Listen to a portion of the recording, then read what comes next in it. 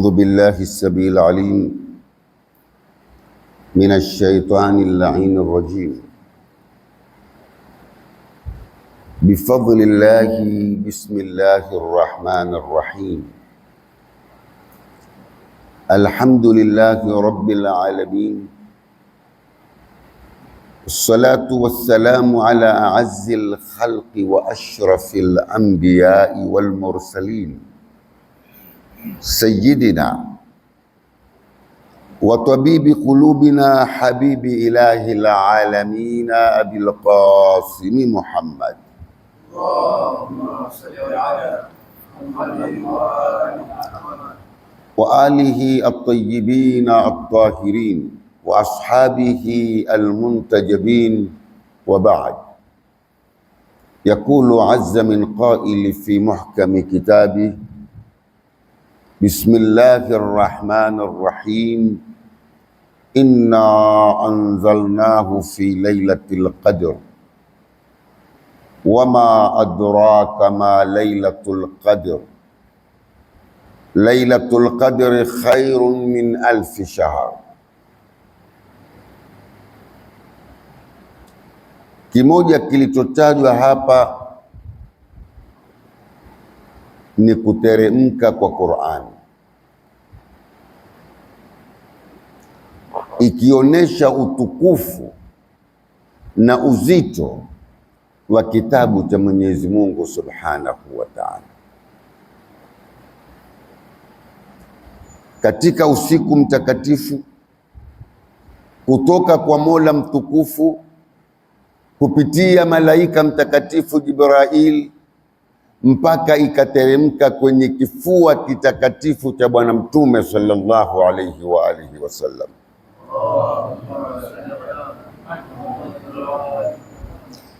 Na Qur'ani hii iliyoteremka katika kifua cha Bwana Mtume, wenye kuweza kuifahamu na kuifasiri kama vile ambavyo kwamba imeteremka ni yeye Bwana Mtume na wale wataule walotaguliwa na Bwana Mtume katika nyumba ya Ali Muhammad.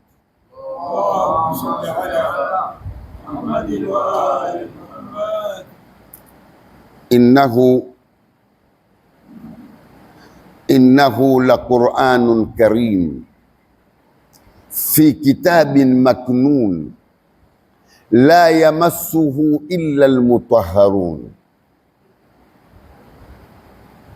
Hii ni Qur'ani, ni kitabu kitakatifu. Innahu la Qur'anun karim fi kitabin maknun, iko katika kitabu kilichofitamana, yani kuna vitu ndani yake haviwezi kupatikana na mtu wa kawaida. La yamassuhu, hakuna mwenye kuigusa akaifikia katika kiini chake, illa almutahharun, illa wale waliotahirishwa. Na mahali pengine Mwenyezi Mungu asema, innama yuridu Allahu liyudhhiba ankum rijs ahla albayt wa yutahhirakum tathira. Innama ni adatu hasr, kinachokuja mbele yake ni hicho hicho kilichokusudiwa. Yuridu ni fi'lu mudhari. Irada ya Mwenyezi Mungu yankasimu ila kismain, famaratan iradatu tashri'iyyan wa maratan iradatu takwiniya. Irada ya Mwenyezi Mungu yagawanyika vigawanyo viwili. Kuna wakati Mwenyezi Mungu yuwataka iradatu takwinia, kuumba kitu, kun fayakun. Kuna na mahali pengine la ni iradatu tashri'iyya. Mwenyezi Mungu ana irada ya kupanga sharia, swalini, fungeni, toweni zaka, nendeni mukahiji. Katika irada hii mumepawa uwezo wa kufanya na kutofanya, kukubali na kukataa. Innama yuridu Allahu liyudhhiba ankumur rijs, kuwaondolea nyinyi uchafu, kuwakinga na uchafu. ahla albayt, enyi watu wa nyumba ya bwana mtume, wayutahhirakum tatuhira, na awatwahirishe mutwahirike. Sasa aya hii yafasiri aya ile, la yamassuhu illa almutahharun, wenye kuigusa ni wale walotwahirika, na walotwahirishwa wakatwahirika ni alu Muhammad. Kwa hivyo hawa peke yao pamoja na bwana mtume ndio wenye uwezo wa kutufasiria vile vilivyofichika katika Qur'ani al-Karim. Na ndio al-Imamu Ali alayhi salam akawa yuwasema, ana al-Qur'anu natiq wa hadha al-Qur'anu samit, mimi ndio Qur'ani inayozungumza, hunu mswahafu ni Qur'ani iliyonyamaza kimya. Sasa hii ni Qur'ani ikiingia katika kitwa cha mtu mwingine yoyote asiyekuwa ahlul bait, ikitoka haiwezi kutoka safi. Ikiingia katika kitwa cha ahlul bait, ikitoka itatoka kama vile alivyokusudia Mungu na bwana mtume sallallahu alaihi wa sallam. Tupige mfano, utukue maji ya mineral water masafi, uyatie kwenye tupa nyingine yenye vumbi, kisha ukitia kwenye glasi yatakuwa kama ilivyokuwa mwanzo. Kwa hivyo hii ni Qur'ani, ukiitia kitwa cha mtu mwingine yoyote asokuwa ahlul bait, yani ukatukua tafsiri mahali pengine katika shimo lingine, huwezi kuipata kama utakavyoipata kwa wenyewe ahlul bait Rasulillah.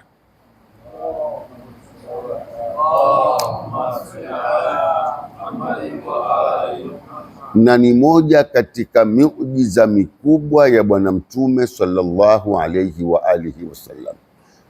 Katika miujiza aliyopawa mtume Muhammad sallallahu alayhi wa alihi wasallam, miujiza mikubwa ni al-Qur'an al-Karim. Na ukisoma utaona kwamba huyu kiumbe aliyeletwa akawa yuwaishi katika majabali, amezungukwa na ngamia, akaa na watu ummiyina, hawajui kusoma wala kuandika, hakwenda kwa mwalimu, hakufundishwa na mtu. Leo aje na maneno ambayo kwamba ilmu namna inavyosonga mbele, maneno yale yazidi kuthubutu na kuonesha ukweli wake na nuru yake. Hili la tosha kuonesha kwamba bwana Muhammad ni mjumbe wa Mwenyezi Mungu Subhanahu wa Ta'ala. Na ndio ukisoma katika Qur'ani Mwenyezi Mungu amwambia bwana mtume, wama kunta bijanibil gharbiyyi idh qadayna ila Musa al-amr wama kunta minash shahidin wama kunta thawiyan fi ahli madyana tatlu alayhim ayatina walakinna kunna mursilin. Hukuweko wewe bwana Muhammad katika upande wa maghrib, katika Turi Sina, tukizungumza na Nabii Musa. Wama kunta minash shahidin, wala wewe hukuwa ni wenye kushuhudia hilo, wala hukuweko Madiana ukizunguka, lakini yote umeweza kuyajua, umeweza kuyaeleza, kwa sababu inna kunna mursilin, sisi tumekutumiliza wewe ni mtume. Kwa sababu ya kuwa wewe ni mtume, ndio ukawa una uwezo wa kuzieleza habari za Nabii Musa, habari za Nabii Shuaibu, habari za watu waliotangulia, na hukuweko wala hukusoma kwa mtu.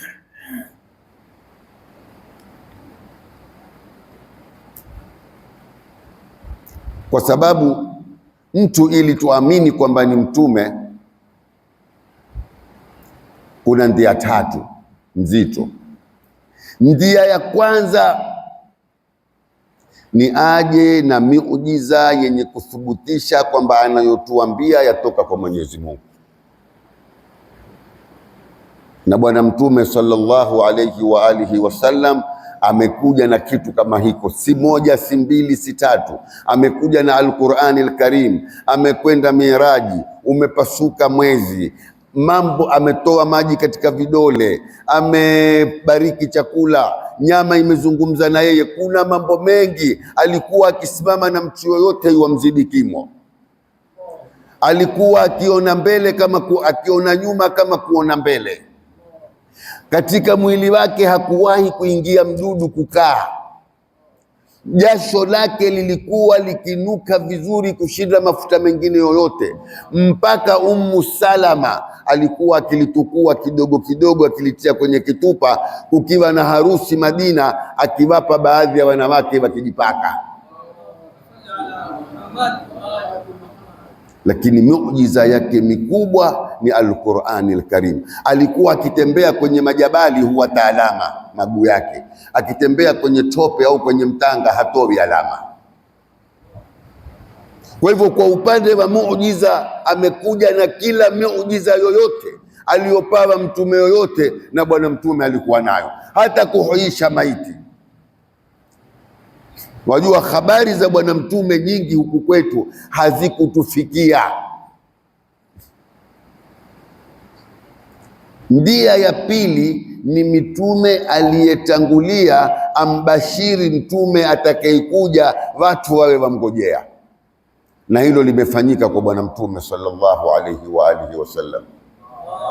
Hakuna mtume yoyote aliyetumilizwa na Mwenyezi Mungu ila alikuwa ashatukua ahadi, lau yeye atakuwa yuko katika kuendelesha tablighi yake, akidhihiri mtume Muhammad atabwaga silaha amfuate mtume Muhammad sallallahu alaihi wa sallam. Kwa hivyo katika Taurati ameandikwa, katika Injili ameandikwa, katika Zaburi, katika Sufi Ibrahimi wa Musa, hakuna mtume aliyekuja asimtangaze mtume huyu. Jambo la tatu ni akhlaq.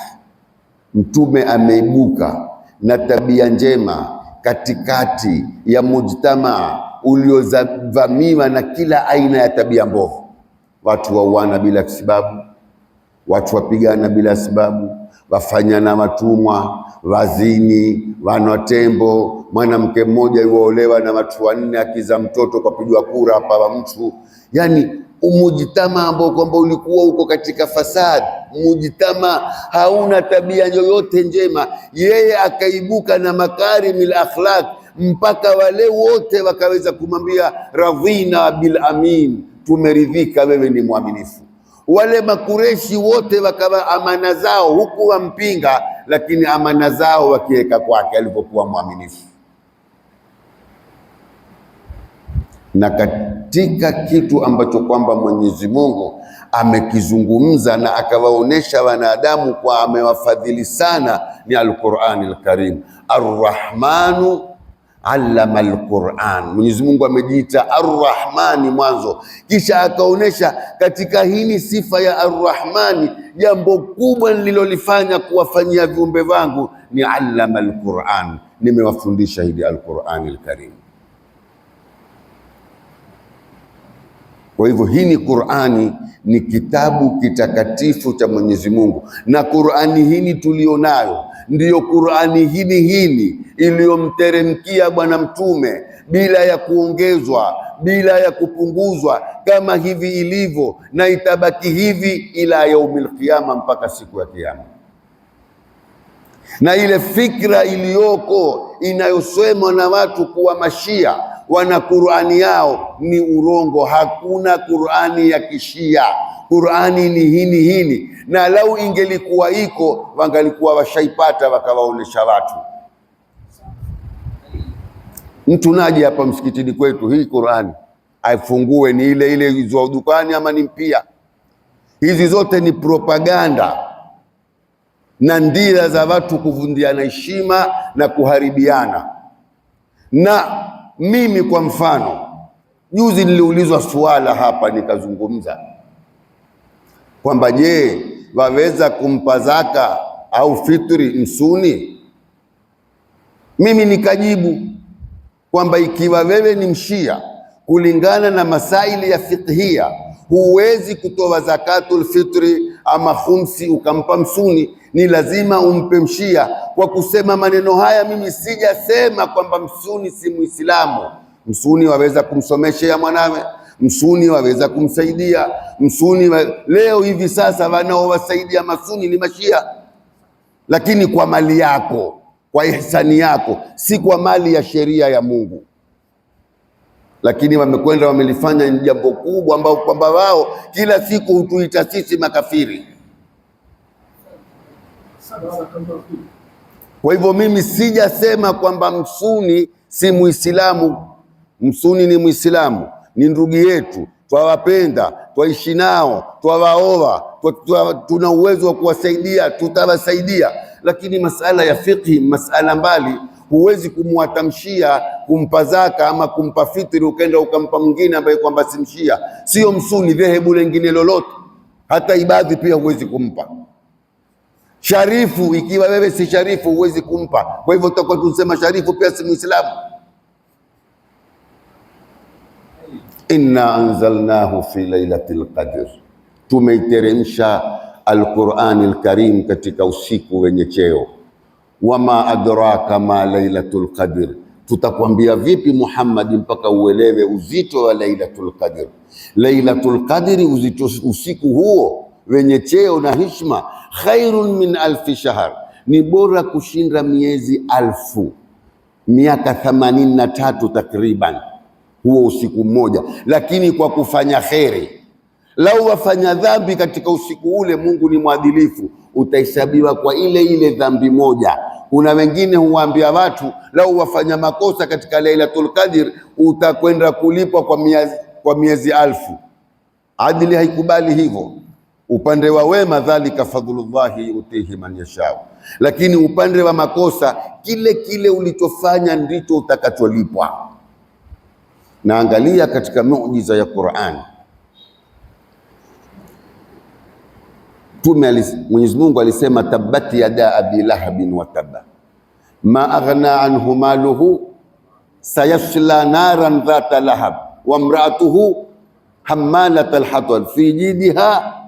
Sasa wewe fikiri, huyu ashahukumiwa mva motoni, ashalaaniwa. Lau kina Abu Jahali au ye mwenyewe tu angaliamua kusilimu, Qur'ani ingalikuwa shabatulika. Lau Abu Lahabi angalisema tu mimi kesho nenda kusilimu, au Abu Jahali akamwambia Abu Lahabi, bwana yule bwana anasema wewe mva motoni, anasema wewe huna namna, mva motoni tu, twende tukasilimu. Maana yake mtu akisilimu futiwa madhambi yake yote, tuangalie itakuwa vipi. Abu Lahabi akisha kutangazwa mva motoni, hakurudi tena nyuma katika ukafiri mpaka akaenda motoni. Hii ni moja katika kuonesha muujiza na utukufu wa Al-Qur'an al-Karim.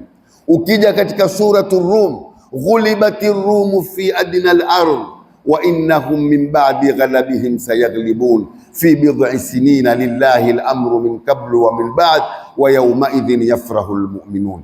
Waliposhindwa Rum, Waislamu hawakuwa na raha. Mtume alipoahidi akasema ghulibatir Rum wa innahum min ba'di ghalabihim sayaghlibun fi bid'i sinina, kwa miaka isiyofika 10. Baadhi ya maswahaba walikuwa wako tayari kutoa pesa kushindana na watu wengine, kwamba madamu Muhammad alisema hili na ni Qur'ani litakuwa tu, na tabaan lilikuwa kama vile lilivyoelezwa. Na mangapi tena.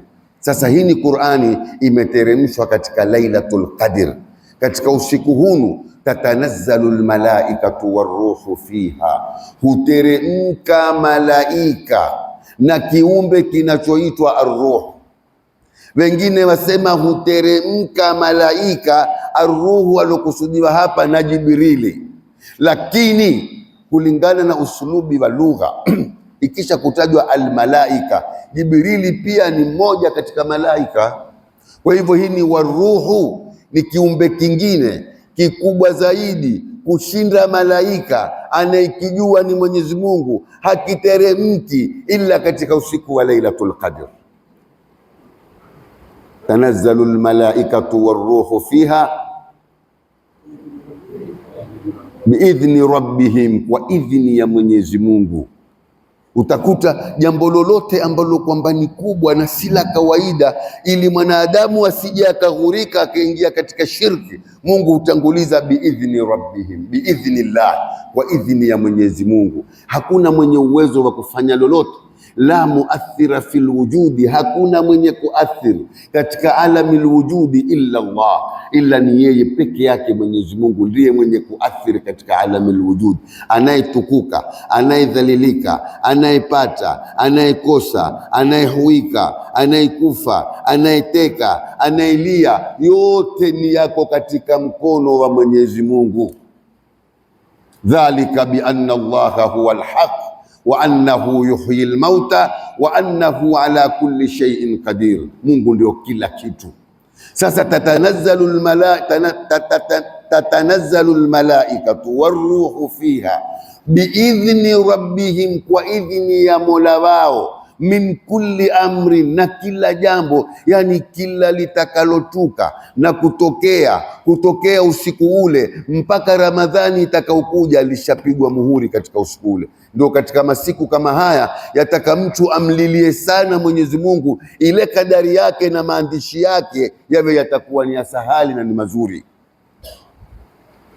Salamun hiya hatta matla'il fajr, ule usiku wote huwa ni amani na utulivu mpaka itomoze alfajiri. Wengine wasema ule usiku wote huwa ni malaika wazunguka wakiwapigia watu salamu, na wenye mashikio, wenye nyoyo, wenye mato huzisikia salamu kama zile. Na hapa ndio Bwana Mtume sallallahu alayhi wa alihi wasallam akasema, laula anna shayatina yahumuna fi qulubi bani adam la nadharu ila malakuti samawati wal ardh, lau si mashetani kupiga kambi katika nyoyo za wanadamu, hawa wanadamu wangaliweza kuona nuru zilizoko katika mbingu na ardhi, kuona siri zilizoko katika mbingu na ardhi, lakini kwa sababu mashetani wamepiga kambi katika nyoyo zetu, macho yetu yamekuwa hayaoni. Shetani kupiga kambi ni vipi? Hikidi katika moyo, kibri katika moyo, hasadi katika moyo, ujibi katika moyo. Hizi zote ni vitu ambavyo kwamba vampokonya mwanadamu nuru ya moyo wake, akawa hawezi kuona kitu. Kuna hadithi inayosema, ma adhnaba mu'minun dhamban, hafanyi mwenye imani dhambi zozote, illa farakahu al-aql, ila kuna kiwango fulani cha akili hupungua, lam yaud ilayhi abada, hairudi tena milele. Yani wewe kila unapomkosea Mungu, nguvu zako za akili zadhoofika, na mbingu na ardhi zimesimama kwa misingi ya uadilifu, na wewe yatakiwa usimame kwa misingi ya uadilifu. Tuko katika masiku matukufu, tuko katika masiku ambayo kwamba ni masiku yalojiri mambo makubwa katika tarehe. Kuamkia usiku wa 19 ni siku ya dharba, kupigwa alimamu Ali upanga wa kitwa. Kuamkia tarehe 21 ni siku ya kufa alimamu Ali.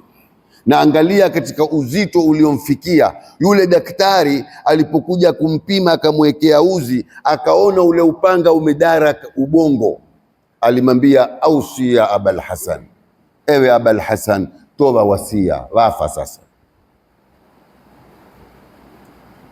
Al-Imam akatoa wasia wake, akamuhusia mwanawe al-Imam Hassan na al-Imam Hussein, na miongoni mwa mambo aliyomuhusia, aliwaambia kwamba musijuti kwa chochote mutakachoepushwa nacho katika vitu vya kidunia.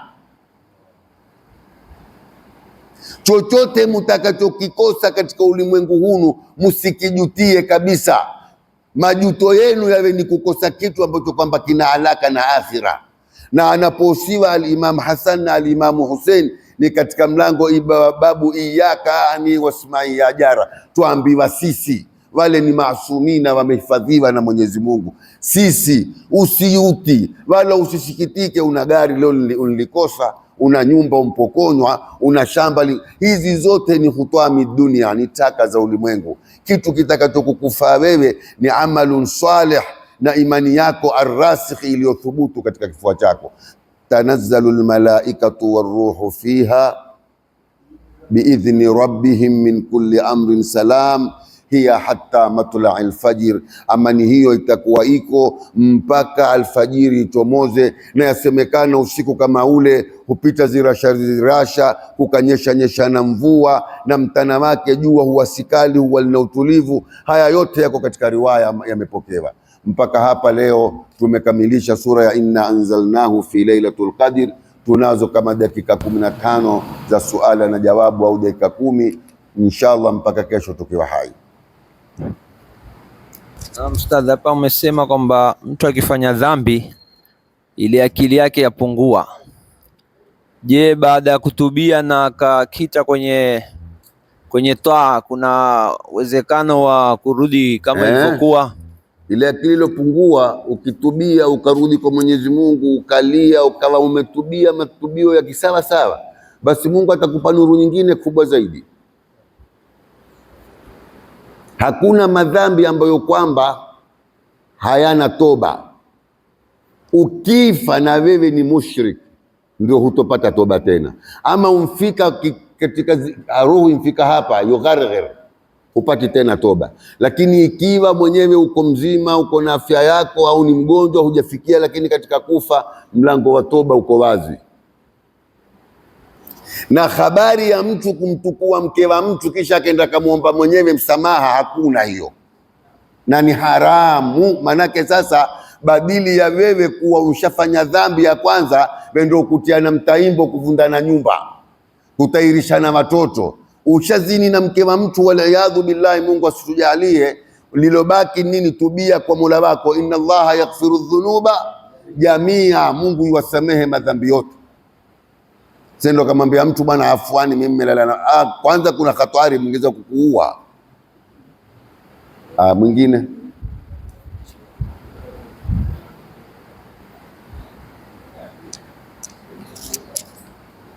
Ustadhi, napenda turudi katika swala yangu ya yana kuhusu Qur'ani imeshuka jumlatan wahid katika kifua cha Bwana Mtume, Allahumma salli alayhi wa ala alihi.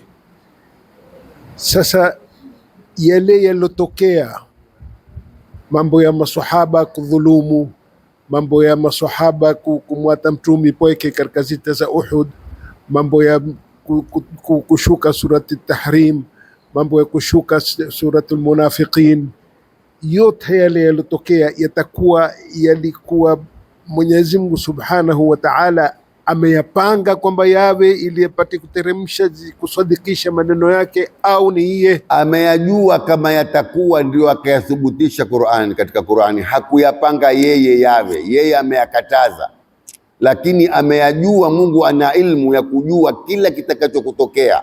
Kwa hivyo Mungu ameyajua haya mambo yatatokea, akayazungumza. Ilmuhu likulli ma'lumin shamil wa qudratuhu likulli maqdurin ju'il. Maulana, umetuambia Mwenyezi Mungu usamehe madhambi yote. Waweza wakafanya dhambi kisha wakarudi kumwomba msamaha. Naam. Naweza kumnyang'anya mtu chake, mali yake ama haki yake, kisha nisimrudishie, nikamwomba msamaha tu Mwenyezi Mungu, na ule mwenyewe analalamika utafuta haki yake. Ikiwa umemnyang'anya mtu mali yake, ukitaka msamaha na unao uwezo wa kumlipa mali yake, kwanza ni lazima umlipe kisha uombe msamaha, kwa sababu hilo lina mwelekeo, halitoleta madhara yoyote.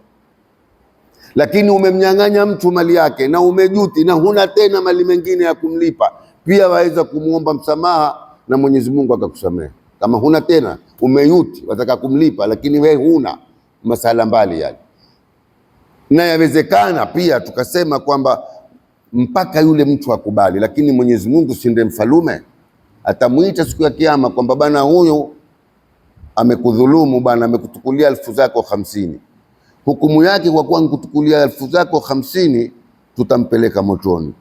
Lakini na wewe bana, umfanya kadhaa, umfanya kadhaa, umfanya kadhaa, waonaje sasa nyote wawili mwende motoni? Ama we msamehe huyu na mimi nikusamehe, atatagua lipi yule? Ushinda wakili. Mungu ajua kila kitu, sio? Mali ya mtu ukitukua ni wajibu uyarudishe, lakini mke wa mtu waliyadhu billahi ukimtukua, hakuna kwenda kumwomba mwenyewe msamaha. Wewe ndio kuharibu nyumba na wewe ndio kuzengea kifo pengine penazitindi. Maulana, assalamu alaikum. Kuna baadhi ya mashekhe, si baadhi, hawa mukhalifina miwahabi ya kutupa mpaka, wanaosema kwamba mathalan Said al-Qaid kuuliwa sawasawa, bali wapigwe wote hawa makafiri. Mathalan tumemwona mtu kama yule apigana na mathalan Baniani, na mimi na uwezo wa kumsaidia yule Baniani amshinde yule, yani vovote, kama ni kumuua vovote, hukumu yake namna gani? Hakuna hiyo. Wewe hata kama yule wasema Said al-Qaid auawe, Said al-Qaid yule ni mpumbavu, na wewe sio mpumbavu kama yeye, kwa sababu Baniani ni mtu ambaye kwamba mbali ya ukafiri ni najisi. Kwa hivyo ule ni Muislamu, angawa wasema maneno ya kijurajura. Kama huwezi kuamua mambo yakawa mazuri, pita wende zako, lakini usinisaidie ule kumuua yule.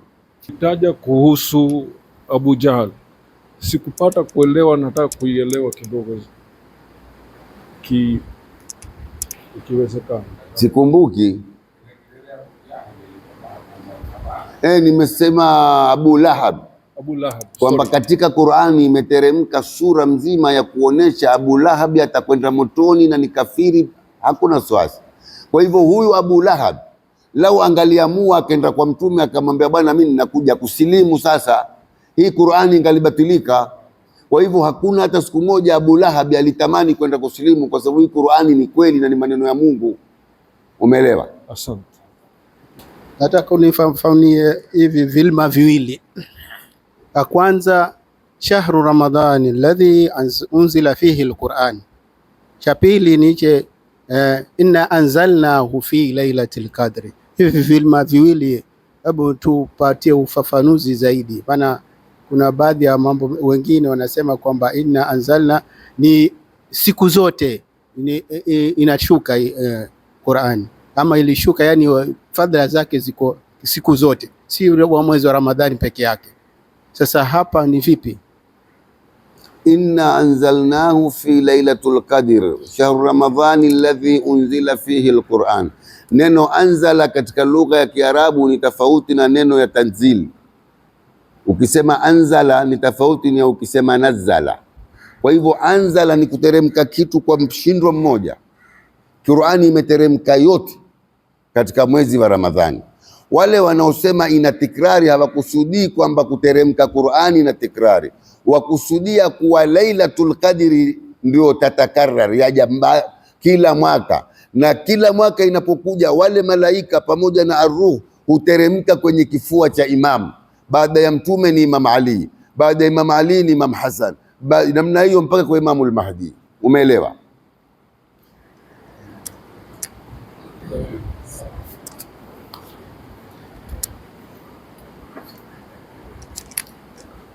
Kuna baadhi ya fikra watu husema pengine mtu amekufanya maovu akakudhulumu ama akadhulumu watu kisha akapata ugonjwa ule mtu. Sasa ukasikia watu barazani husema ni haki zetu ziliangalia. Sasa mambo haya kweli ama vipi? Ni kweli. Saa nyingine waweza ukawa kazi yako ni kudhulumu watu, ni kunyang'anya watu, ni kuhadaa watu, ni kukirisha watu. Mwenyezi Mungu akakupa mtihani wa maradhi. Baadhi ya watu wakawa wasema ule ni jeuri zake, ule ni kiburi chake. Ni kweli, kwa sababu kila linalompata mtu ni amali yake. Faman ya'mal mithqala dharratin khairan yara wa man ya'mal mithqala dharratin. Wako watu hupata mazito na makubwa na makero kwa ajili ya mitihani Mungu kutaka kuwapandisha cheo, ni wachache. Wengi wanaopata mateso huwa ni amali zao. Bakia dakika 5. Tukirudi katika dhulma, sina hakika ni hadithi au ni adh-dhulma dhulumati yaumul qiyama. Naam. Sasa ni iye kwa nisba ya kutuambia kwamba ukiomba msamaha hata kama huna na umedhulumu utasamehewa, na ikiwa huna cha kulipa. Adh-dhulma dhulumatun yawm al-qiyama. Kweli dhulma ni maagiza siku ya Kiyama. Ikiwa hukutubia na ikiwa ulikuwa una uwezo wa kumlipa mwenyewe, ni lazima umlipe kama ulimdhulumu, na hata kama huna uwezo kwa watoto wako, jamaa zako, ni lazima walipe. Madeni ni lazima yalipwe, ile dhulma ni lazima zirudishwe. Hiyo iko wazi kabisa, na ni moja katika sharti ya toba ni kuregesha hivyo vitu.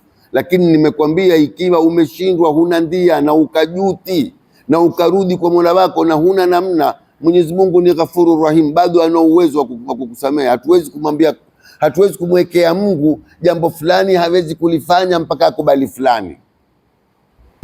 Umetafsiri la yamassu illa almutahharun. na aya nyingine ukaitafsiri innama yuridu Allahu liyudhhiba ankum rijsa ahlal bait wa yutahhirakum tathira. Sasa kilima cha masi kule kitakuwa kimekuwa mafsuh ama sijaelewa hapo. Pale Mungu aliposema la yamassuhu illa almutahharun, hawaigusi wakaifikia hii ni Qur'ani ila waliotakaswa, ila waliokuwa safi.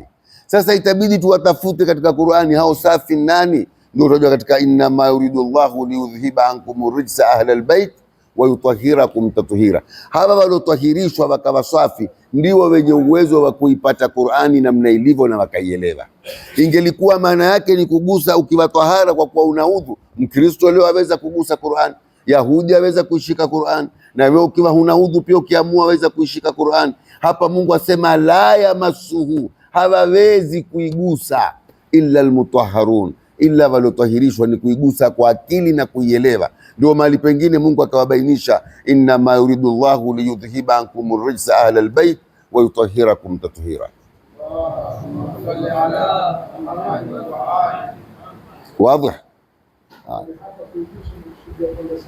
Ewa ay rabbana la tamna'na 'anil ilmi bimani' wa la taqta'na anhu biqati'. Wa sallallahu ala Muhammadin wa alihi tayyibin at-tahirin walhamdulillahi rabbil alamin.